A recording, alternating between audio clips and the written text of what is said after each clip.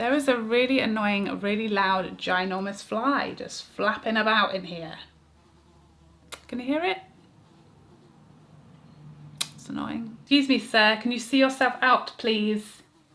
We're working in here. Hi guys, welcome back to my channel. I hope you're having a great day so far. So today we're going to be talking about the best of the dewy, glowy, luminous, glass-like foundations. I did this video like over a year ago and it did really well because I know lots of you guys are big fans of the dewy, glowy skin, just like I am. That is everything I look for in a foundation. And having a look at that video, I realized that there is only one foundation from that video that I, a year later, would still include in my ultimate favorites as far as the dewy, glowy, glorious foundations go. So I thought, you know what? It's time we did an update. It's time we did an update because this is my specialist subject.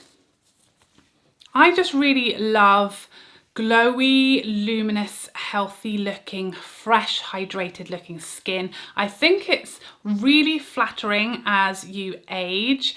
I think sometimes people think that glowy, dewy foundations don't look as good on me because on camera, matte foundations undoubtedly look better because when you've got lights shining, it exaggerates what is there. It shines and bounces light off your face and you can see texture and just usually as well too much glow. Like they exaggerate how glowy they really are in real life. However, in the normal real world, to me, on me, for my preference, my skin type, etc., a glowy, dewy foundation, I think it makes me look youthful, healthy, hydrated, and more natural. My skin is normal. If you are oilier, I understand you might prefer a matte foundation because your natural oils are going to give you a more natural finish, even under a matte foundation. Whereas for me, because my skin doesn't produce as much oil, I will stay pretty much however the foundation goes on. So if I use a very matte foundation, it's going to pretty much stay very matte, and that on me, I find it looks less natural, it ages me, and it just doesn't look as fresh and hydrated on the skin on me. If you have super dry skin, you'll even more so probably love the super glowy dewiness of a lot of these foundations. But for you, you might also want to use a hydrating primer or a base to get even more glow than you would with just these foundations alone. And obviously you will be less likely, I guess, to want to set with a powder. I very rarely set my face with a powder. I'll set my concealer areas, but I really will use all of these foundations I'm about to talk about without setting with powder, and that is a complete deal breaker for me. If a dewy foundation needs to be set with powder, it's not going to make it into my holy grails because I don't want to have to take that step. If it can't hold up on its own, if it gets too greasy or shiny by the end of the day without powder, we can't be friends. So as I was saying, there is but one foundation that has survived the year of foundations that was 2019 as far as being dewy, glowy, luminous category foundation, and it is the Laura Mercier Flawless Lumiere Radiance Perfecting Foundation. I still love this one. I haven't got to use this for a long time because of foundation geddon.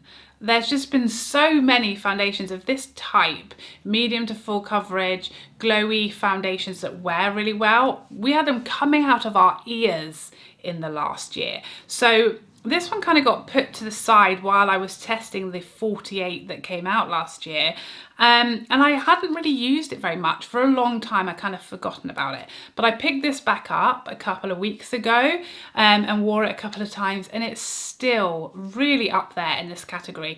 If I want glowy, luminous, dewy skin, but I want full coverage, this is the one that I'm reaching for because this does full coverage glow better than any other. It's just absolute full glam, but very luminous as well. It wears very well. It's beautiful on the skin. It doesn't exaggerate lines and texture, but it is super glowy at the same time. An absolute favorite.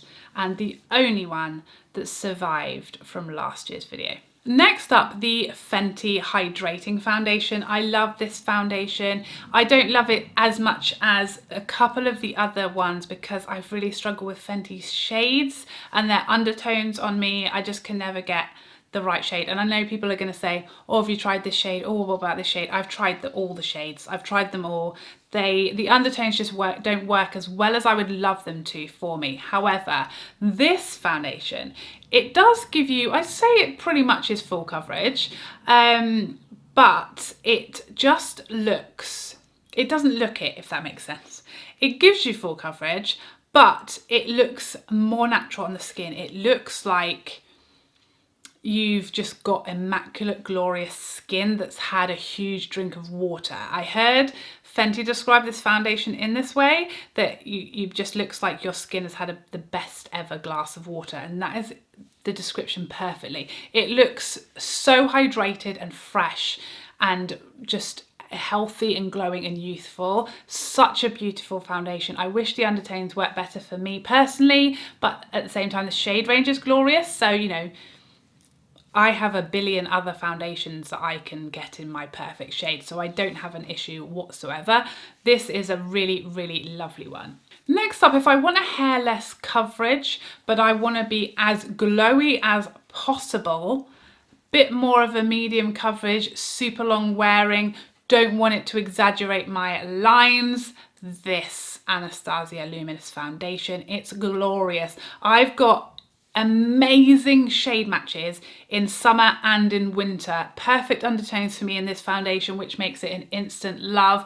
I wish this one had like a hair more coverage, because I do find that it doesn't completely even out my redness in my skin, so that's why I tend to lean more so towards like the Laura Mercier or a couple of the others that I'm going to talk about, more so than this one when I want to be like more evened out and if I'm doing a full flawless face. So for daytime, I absolutely adore this one. If I'm going more full glam evening, full beat, I will likely choose one of the others, but this is like the perfect going to work day to day level of beautiful luminous skin. Next up, another one that ticks all these boxes is the Estee Lauder Futurist Hydra Rescue. I love everything about this foundation other than it doesn't look amazing on my forehead lines. I talked about this in my review. That is the one thing about this foundation that isn't perfect, but otherwise it has the perfect level of luminosity and dewiness on the skin. It's very, very dewy, but it doesn't get progressively dewy, or not on me. It doesn't get dewier and dewier and dewier throughout the day, which some foundations do, and to the point where it's too much. I'd say maybe the Fenty sometimes does that on me if I'm like kind of oilier in the summer.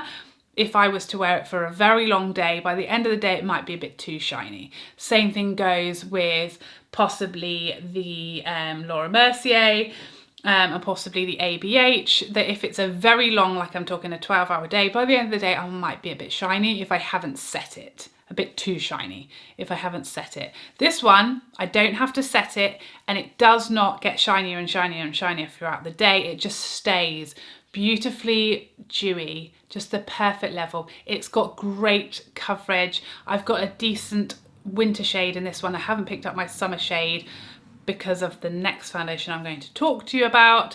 Yeah, the one slight drawback for me is it does, for me, on me, exaggerate my forehead lines. I wish it didn't do that, but otherwise a glorious foundation. And if you don't have bad forehead lines or you get Botox, but I'd probably try this one first. And now for my ultimate favorite. This is the Tom Ford Shade and Illuminate Soft Radiance Foundation. Now the reason I didn't pick up my summer shade in this one is because I have my summer shade in this one. It's the foundation I've got on today. And everyone always asks if they're similar, because they're both owned, I think Tom Ford is owned by Estee Lauder. They have, you know, a lot of the same ingredients in the same order. They both have, this one has SPF 45, this one has 50. So I think a lot of people were thinking they would be dupes for each other, or they're the exact same product that has been repackaged and charged 48 times more, and we've just called it something different, hoping no one will notice. I definitely don't think that's the case personally on me because of that last thing I was talking about. So the Tom Ford looks immaculate on my forehead. It does not exaggerate my lines, and it's like one hair less glowy than the Estee Lauder, which is just the like hair perfect, the perfect amount of hairs for me. This is the perfect finish for me. It's the exact amount of glow and dew that I want without being too much or too little. It wears incredibly well. I've spoken about this before, I posted about it on my stories. I went to the gym and did a 45-minute cardio session after a long day wearing this, and it just looked glorious afterwards. I feel like I don't need to set it. I haven't set it today. Everything goes on top beautifully. It's so pretty on the skin, so natural, and it manages to be, it's one of those foundations where I can apply it to a medium coverage, but it still cancels out all of my redness. So I don't have to build up to a real heavy full coverage to get an even base, which is priceless to me. I know it's ridiculously expensive. Obviously, lots of people won't want to pay that much for a foundation, but I certainly don't mind when it looks, feels, wears, and gives me absolutely everything that I want from a foundation. And now I'm going to give an honourable mention to this guy from YSL. This is the Touche Eclat Le Teint Creme foundation. And why I say it's an honourable mention is because this foundation does not appear to exist. It's like a ghost. So this popped up on YSL's UK website last year. I immediately grabbed it in the darkest shade that was available, which was a B40. There was only like 4 shades. I think it was like B10, 20, 30 and 40 were the only shades they had. They had no BDs. They had no, what's the other, I can't remember what the other, they had no BDs and they had no BRs. So that's the rose or the golden door, that stands for undertones of the usual YSL shade range. They only had the neutral B shades in 10, 20, 30, 40. This is the deepest shade. This is my winter shade, as you can see. Can't wear it right now. Within a few days, it was gone off of the website and nobody seemed to know anything about it. Nobody seemed to know if it was coming back, when it was launching, what was going on with it.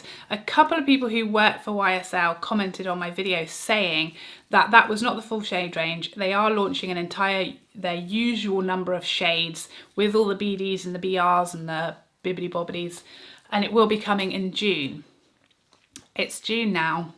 I still haven't heard anything about it. I don't know whether it's because of what's going on in the universe that maybe it's been pushed back, maybe it's been cancelled, I don't know. I've never seen it since, but I'm going to mention it because it is a very nice, luminous, glowy foundation. It's very reminiscent of the Estee Lauder Futurist. They are very similar, and this one does the same thing to my forehead lines as this one does. That again is its only fault, but it gives me a medium to full coverage that is glowy and luminous and wears beautifully. It doesn't exaggerate texture. It looks beautiful everywhere. In fact, it does look, they both look glorious on my forehead, but they do exaggerate slightly my forehead lines in a way that the Tom Ford doesn't. So for that reason, they're just edged out in that category. But yeah, keep an eye out. It's a lovely foundation. Hopefully it comes back at some point somewhere with a lot more shades this time. There are a couple of foundations that you'll notice are missing from this video.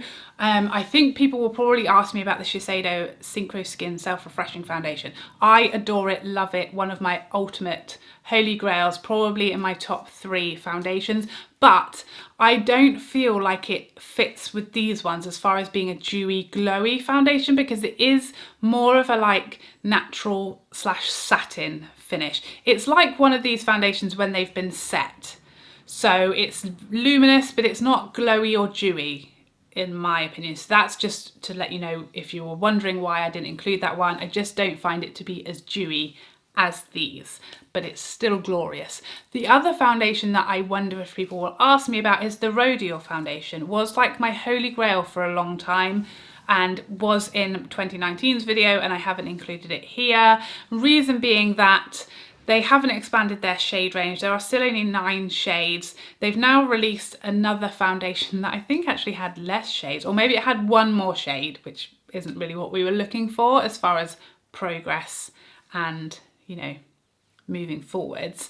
I'm also not 100% convinced it isn't being or hasn't been discontinued, because it seems to be just disappearing everywhere. It's now at TK Maxx, things like that. So I haven't included it for that reason. I do still like it. I do still use it occasionally. The shades are problematic because it's just, I just always have to mix to get a decent shade because it is such a small range. So for those reasons, that's why I haven't included that one here either. I really hope you enjoyed hearing my favourite dewy, glowy, luminous foundations. Please share with us yours in the comments down below. We need all the recommendations we can get, frankly. I really hope you enjoyed this video, and I'd love to see you in the next one. Otherwise, take care for now. Bye bye bye bye bye.